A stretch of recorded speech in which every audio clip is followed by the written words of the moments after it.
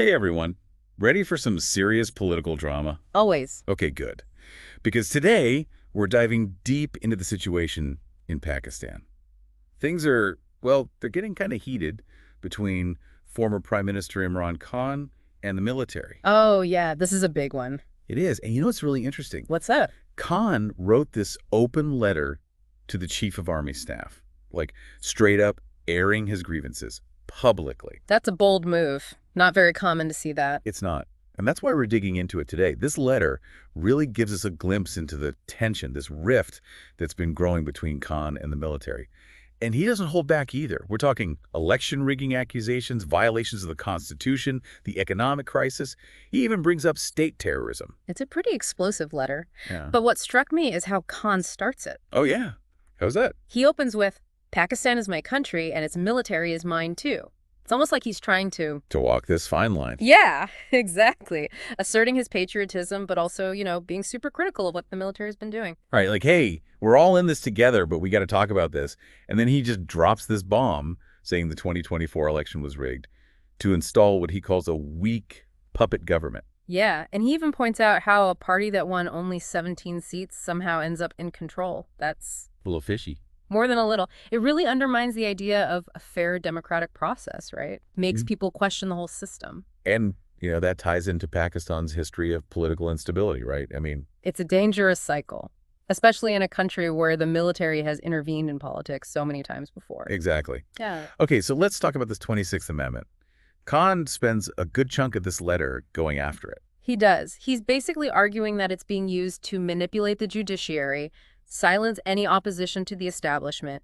This amendment allows for military courts, and Khan feels it's eroding judicial independence. He even uses terms like court packing and pocket judges, like implying. That the verdicts are predetermined, there's no real justice, it's all just... Exactly. And he claims this is happening to him specifically.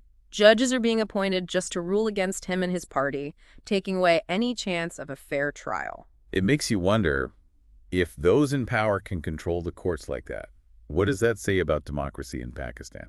That's the big question, isn't it? It is. And then Khan shifts gears a bit. He goes on to talk about this PECA law and how it's impacting internet freedom, social media, all that. Ah, yes, the PECA law. It's been quite controversial. Definitely.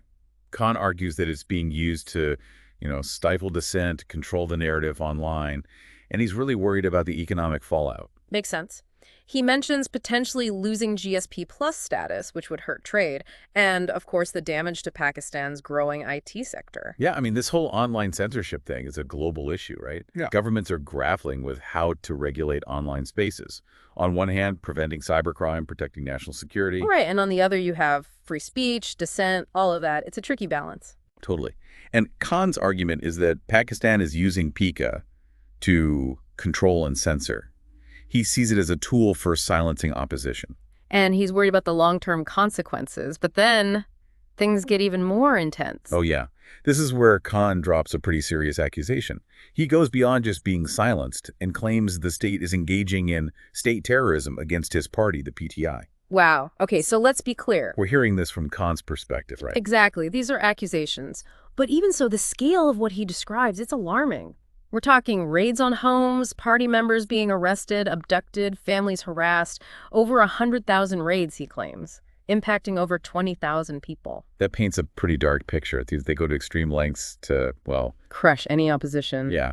But it also makes you wonder, if they're resorting to tactics like that, maybe they're actually worried about how much support Khan still has. Interesting point. Could be a sign of strength, could be a sign of desperation. It's hard to say for sure. It really highlights the power dynamics at play here. For sure. And speaking of power dynamics, Khan doesn't just stop at political accusations. He goes on to warn that all this is pushing Pakistan towards a major economic crisis. Right. He talks about zero growth, capital flight. Nobody wanting to invest because the future feels so uncertain. That's classic political instability leading to economic hardship. Investors get spooked, pull their money out. And it has a ripple effect. Exactly. And Khan argues that the military's involvement in politics is a direct cause of this economic decline. He even says investment only flows in when there is a government in place that represents the people's will. Anything else is futile. So, is he suggesting the current government doesn't have that legitimacy? That's the implication, for Right. sure.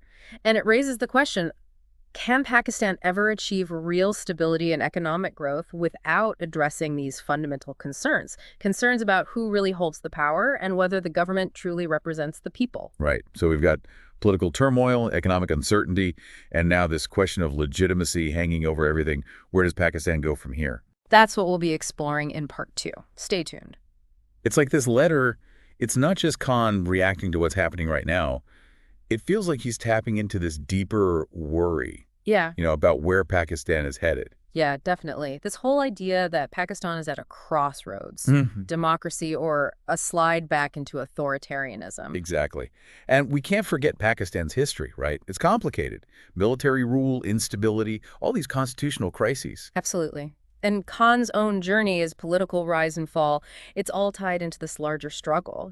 He came into power back in 2018, promising a new Pakistan, one free from corruption, with a focus on the rule of law. But his time in office, well, it was marked by this tension with the military. Culminating in his ouster in 2022. Right.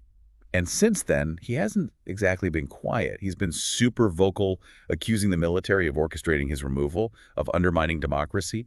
This letter feels like, And boiling point. yeah, like he's had enough. He's putting it all out there, calling them out in this very public way. And what's interesting is that his critique of the military's role in politics, it resonates with a lot of people.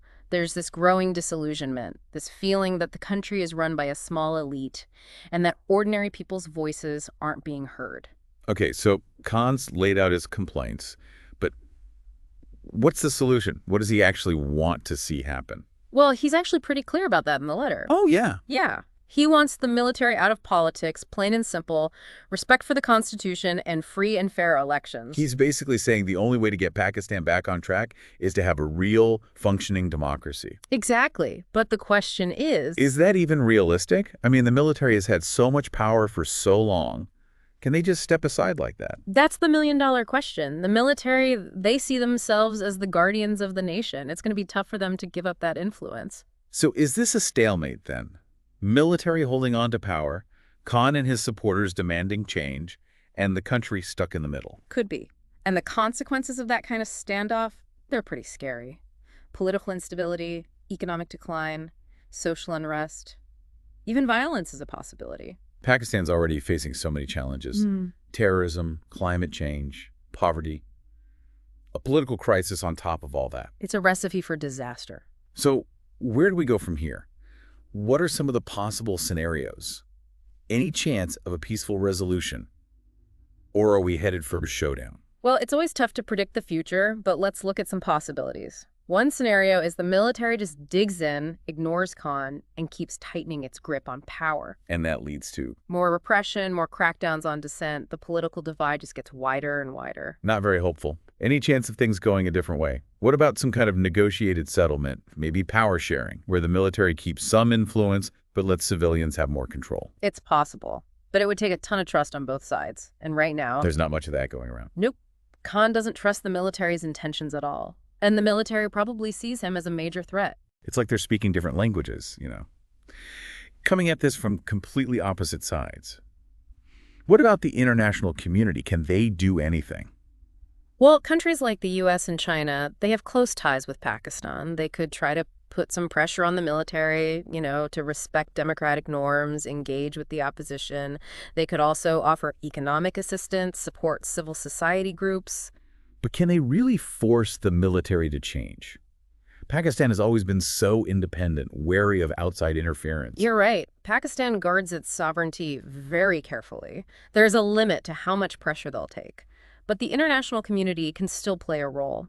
Encourage dialogue, offer incentives, and make it clear that continued repression will have consequences. It feels like we've been focusing on the big picture here, the power struggles, the political maneuvering, but we can't forget the human side of this. Real people are living through this crisis. Absolutely. That's a crucial point. We can't lose sight of the human cost of all this political turmoil. We've talked a lot about the politics and the economics of what's going on in Pakistan, but I think it's important to remember the people, Like, what does all this mean for the average Pakistani? Totally. It's easy to get lost in the abstract when we talk about these big political issues, but behind all of this, there are millions of people whose lives are being directly affected by this crisis. Right, like it's not just headlines and political speeches. This is real life for people. Exactly. Like, imagine being a young entrepreneur, Yeah. right? You're part of Pakistan's growing tech sector. Yeah. You've poured your heart and soul into building your business, creating jobs, contributing to the economy. You're living the dream. Right. And then, boom, you're hit with internet shutdowns, censorship, the threat of being prosecuted under these laws like PICA. Suddenly, that dream feels a lot more fragile. Exactly. And it's not just the economic impact either. Think about the families whose homes have been raided, their loved ones arrested. Their whole world turned upside down. Right. And it's all because of these political crackdowns, the fear they must be living with, the uncertainty, the sense of injustice. It's a heavy burden to carry. It feels like everything's connected, you know? The political instability leads to economic problems, which fuel social unrest, which then leads to even more crackdowns and repression. It's a vicious cycle, and it's often the most vulnerable who suffer the most. The people who don't have resources, who don't have a voice in the system. It's a pretty bleak picture. So is there any hope? Can Pakistan break free from this cycle? Can they build a better future? I think it's important to remember that Pakistan has a long history of resilience. I mean, they've been through a lot, faced so many challenges over the years, and yet they always find a way to move forward. That's encouraging. And even now, even in the middle of this crisis, there are signs of hope, signs of resilience. Oh, yeah. Like what? Well, think about the activists who are bravely speaking out for human rights, the journalists who are risking their safety to report the truth, even artists and musicians who are using their creativity to imagine a better future. They're keeping the hope alive. They are. It's a reminder that even in the darkest of times, the human spirit can't be completely crushed. That's powerful. Mm. So, what can the average person do, someone listening to this deep dive, what can they do to help? I think awareness is a huge first step. Educating yourself about the situation, sharing information with others, amplifying the voices of those who are fighting for change, those are all meaningful actions. So it's not just about being a bystander, it's about actively engaging, finding ways to make a difference. Exactly, because ultimately it's the will of the people that will determine the fate of Pakistan. Their courage, their hope, their determination to create a better future for themselves and their children. Imran Khan's letter is just one chapter in a much larger story, and that story is still being written. That's a great way to put it. Well, thanks for joining us for this deep dive into the situation in Pakistan. We hope this has given you some insights into this complex and evolving story. And remember, even in the face of challenges, there's always hope. Stay informed, stay engaged, and let's all work together to build a better future for everyone.